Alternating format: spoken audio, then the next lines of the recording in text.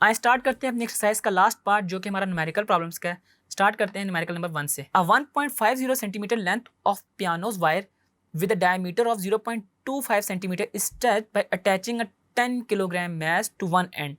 How far is the wire is stretched? कि हमने इसमें how far is the wire stretch का मतलब है हमने इसके अंदर change in length of the wire को बेसिकली फाइंड आउट करना है। आपके पास लेंथ भी गिवन है, डायमीटर ऑफ द वायर भी गिवन है और इसके अलावा आपके पास कितना जो वेट है वो भी गिवन है कि जो उसके साथ वायर के साथ अटैच किया गया है, जो स्टील वायर है हमारे पास यूजुअली। तो हमारे पास जो गिवन डाटा है इसमें हमारे पास लेंथ गिवन है 1.50 सेंटीमीटर। उसके अलावा हमारे पास जो डायमीटर है वो है 0.25 सेंटीमीटर।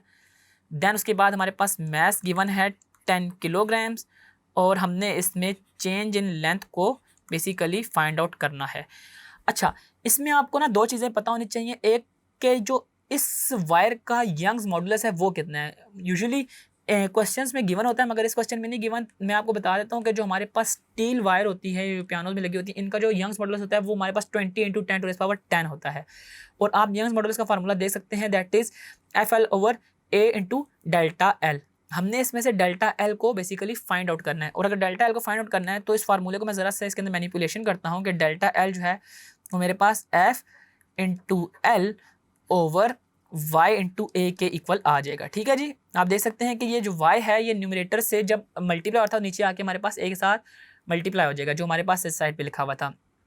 अब होता क्या है कि जो मेरे पास फोर्स है वो मैं फाइंड आउट कर लूँगा। फोर्स मेरे पास किस तरह मैं निकालता हूँ, मैस टाइम्स इंटू जी, यानी कि कितना जो हमारे पास मैस है उसको हम ग्रेविटेशनल एक्सेलरेशन से मल्टीप्लाई कर लेंगे। और अगर लेंथ की बात की जाए तो वो हमारे पास 1.50 सेंटीमीटर ऑलरेडी गिवन है और एरिया हम लोग निकालते हैं पाई × r² से। अब हमारे पास गिवन है बेसिकली d जो कि डायमीटर है, इससे हम रेडियस फाइंड आउट कर लेंगे और रेडियस हम लोग इसका फाइंड आउट करेंगे बाय यूजिंग r = d/2। हमारे पास है वो 0.25 सेंटीमीटर और इसको मैं जब 2 से डिवाइड करूँगा तो 0.25 को जब हम 2 से डिवाइड करते हैं तो मेरा आंसर आता है 0.125। ठीक है जी, तो ये मेरे पास 0.125 सेंटीमीटर्स में रेडियस आ गया है। अब मैंने इसकी वैल्यूज़ को 1 बाय 1 करके इसके अंदर पुट इन करना है।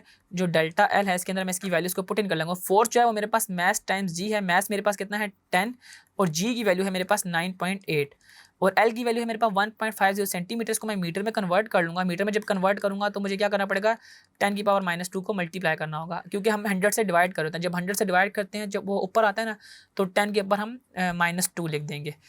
और नीचे यंग्स मॉडुलस है, यंग्स मॉडुलस की वैल्यू है हमारे पास 20 × 10⁻10 और लास्ट में हमने एरिया की वैल्यू लिखनी है। एरिया मेरे पास होता है पाई r²। ठीक है, एरिया मैं लिख रहा हूँ पाई × r² और मैं इसमें पाई की वैल्यू हमें पता है कितनी है 3.14 और r² है, r मेरे पास कितना था 0.125, तो इधर मैं लिख दूंगा 0.125 × 10⁻2 और इसका हम स्क्वायर लिख रहे हैं। अब इन तमाम की तमाम वैल्यूज़ को हम कैलकुलेटर में पुट इन करते हैं और अपना आंसर को फाइंड आउट करते हैं। हमारे पास न्यूमरेटर में पहले मल्टीप्लाई हो रहा है 10 मल्टीप्लाई बाय 9.8 और फिर ये मल्टीप्लाई हो रहा है 1.5 × 10⁻2 और डिनोमिनेटर में मेरे पास है 20 मल्टीप्लाई बाय 10⁻10 फिर मल्टीप्लाई हो रहा है 3.14 और फिर मल्टीप्लाई हो रहा है हमारे पास 0.125 मल्टीप्लाई बाय 10⁻2 और इसके ऊपर भी हमारे पास होल में स्क्वायर आ रहा है। अब हमने जब इसको सॉल्व किया तो हमारे पास आंसर आता है 1.49 × 10⁻6 मीटर। ठीक है, हमारे पास जो चेंज इन लेंथ आई वो आती है डेल्टा एल जो है वो मेरे पास है 1.498 × 10⁻6 मीटर्स।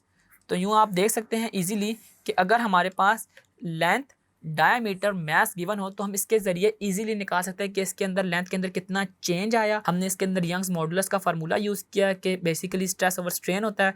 स्ट्रेस को हमने फोर्स पर यूनिट एरिया, जबकि स्ट्रेन को हमने डेल्टा एल पर एल को यूज़ करते हुए इसमें हमने डेल्टा एल को फाइंड आउट कर लिया।